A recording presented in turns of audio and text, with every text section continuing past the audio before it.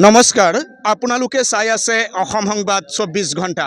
আজি আমি অসম সংবাদ 24 ঘণ্টায় আহি উপস্থিত হৈছোঁ শোণিতপুৰ জিলাৰ অন্তৰ্গত ঢেকিয়াজুলি আৰক্ষী থানা এলেকাৰ ঢেকিয়াজুলি হাইস্কুল খেলপথাৰৰ নিচেই কাষত।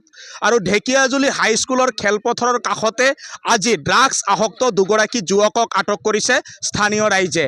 আৰু ইয়াত বিশ্ব হিন্দু পৰিষদ, সনাতনী বীৰ হিন্দু সেনাৰ লগতে কেইবাটাও সংগঠনৰ প্ৰতিনিধি আৰু স্থানীয় ৰাইজে এই ড্ৰাগছ আসক্ত দুগৰাকী যুৱকক আটক কৰিছে। আৰু এই যুৱক দুগৰাকীক আটক কৰি ইতিমধ্যে তেখেতলোকে সোধপোছ অব্যাহত ৰাখিছে। আৰু ইয়াত ইতিমধ্যে আৰক্ষীৰ লোক আহি পাইছে। আৰু ইয়াতে আছে সনাতনী বীৰ হিন্দু সেনাৰ অসম প্ৰান্তৰ সহপ্ৰমুখ মণিকণ দাস। আমি তেখেতৰ পৰা কিছু কথা জনাৰ চেষ্টা কৰিম। কি ক'ব, আজি দেখা গৈছে দুগৰাকী যুৱকক আপোনালোকে আটক কৰিছে, ড্ৰাগছ আসক্ত যুৱক বুলি জানিব পৰা গৈছে, কি ক'ব? চাওক, এই ল'ৰা দুজন ড্ৰাগছ বেপাৰী গাধাজুলিত ঘৰ ড্ৰাগছ খায়, কিন্তু এনেকুৱা ঢেকিয়াজুলিৰ কিছুমান গাধাজুলিৰ মাজতে ড্ৰাগছ বেপাৰী ধৰিছিলোঁ 2-3টা। আৰক্ষী জেলতো পঠাইছিল, কিন্তু জামিনত আহিছে। জামিনত আহি সিহঁতে ভাল বুলি ক'বলৈ ভাবিছিলোঁ, কিন্তু আহি আৰু এইবিলাক কাম কৰি আছে। গাধাজুলিৰ ড্ৰাগছ বেপাৰীকেইটা মোৰ নাম নাই মুখাস্ত, কিন্তু ধৰিছিলোঁ। ধৰি ঢেকিয়াজুলিত যুৱচাম ধ্বংস কৰি দিছে।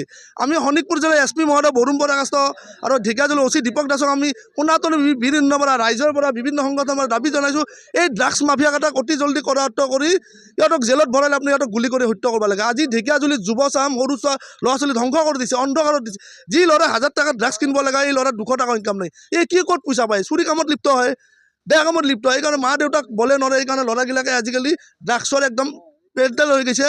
আৰু মেইন কথা, এই গাধাজুলিত যিকেইটা ড্ৰাগছ বেপাৰী আছিল জামিনত মুকলি আকাশৰ তলত ওলাই আহিছিল, আৰু এই ড্ৰাগছ বেপাৰী কৰি আছে। এইকাৰণে শোণিতপুৰ জিলাৰ SP মহোদয় আমি দাবী জনাইছোঁ, সনাতনী বীৰ পৰা এই ড্ৰাগছ বেপাৰীকেইটাক যে অতি জল্দি কৰায়ত্ব কৰক, নহ'লে ঢেকিয়াজুলিত যিকেইটা যুৱচাম আছে অন্ধকাৰত পেলাব।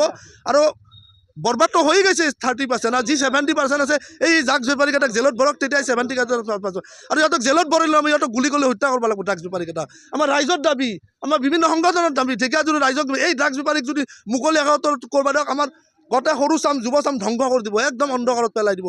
এইকাৰণে প্ৰশাসনক এইটোৱে দাবী জনাইছোঁ, চৰকাৰক, মাননীয় মুখ্যমন্ত্ৰী হেমন্ত বিশ্ব শৰ্মাক আমি দাবী জনাইছোঁ, এই ড্ৰাগছ বেপাৰীকেইটাক আপোনালোকে গুলি কৰি যে হত্যা কৰক। মাজতে আপোনালোকৰ যিটো পুলিচৰ গুলি বন্দুকৰ পৰা গুলি ওলচিছে, এনে গুলি হ'ব লাগিব। সেইকাৰণে ড্ৰাগছ বেপাৰীকেইটাক গুলি কৰিলে নিয়ন্ত্ৰণ হ'ব।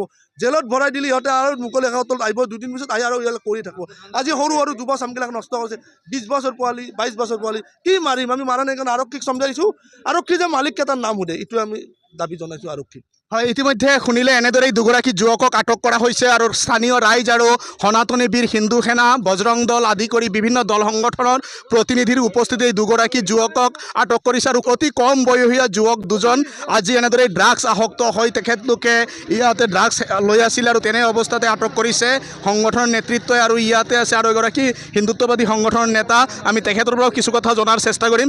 দেখা গৈছে আজি ড্ৰাগছ আসক্ত দুগৰাকী যুৱকক আপোনালোকে আটক কৰিছে, কি ক'ব?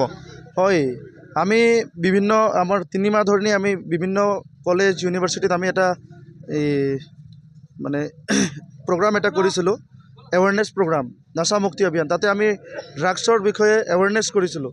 এই যে ড্ৰাগছ ক'ৰ পৰা আহে, যিবিলাক ভাৰত বিৰোধী কিছুমান ৰাষ্ট্ৰ, আমাৰ ভাৰতত থকা কিছুমান গাদ্দাৰবিলাকক লৈ সিহঁতে আমাৰ যি যুৱচাম, কাৰণ আমি প্ৰত্যেকজনে জানো যিখন ৰাষ্ট্ৰ আছে, যিখন ৰাষ্ট্ৰই আগবাঢ়ি যায় তাৰ মেইন কাৰণ থাকে তাৰ সেই দেশৰ যুৱকসকল। তো এই বিৰোধী দেশসকলৰ মানুহখিনি তথা আমাৰ দেশত থকা গাদ্দাৰখিনিয়ে আমাৰ যুৱকচামক কেনেকৈ ধ্বংস কৰিব পাৰোঁ, সেই প্ৰক্ৰিয়াৰে সিহঁতে এটা চেষ্টা চলাই আমাৰ যুৱচামক ধ্বংস কৰি এই আমাৰ দেশখনক আগবঢ়াৰ পৰা কেনেকৈ ৰখাব পাৰে সেইটো সিহঁতে কৰিছে। তো আমি বিশ্ব হিন্দু পৰিষদ, বজৰং দল তথা আমাৰ বিভিন্ন হিন্দু সংগঠন সদায় এইটোলৈ আমি প্ৰস্তুত।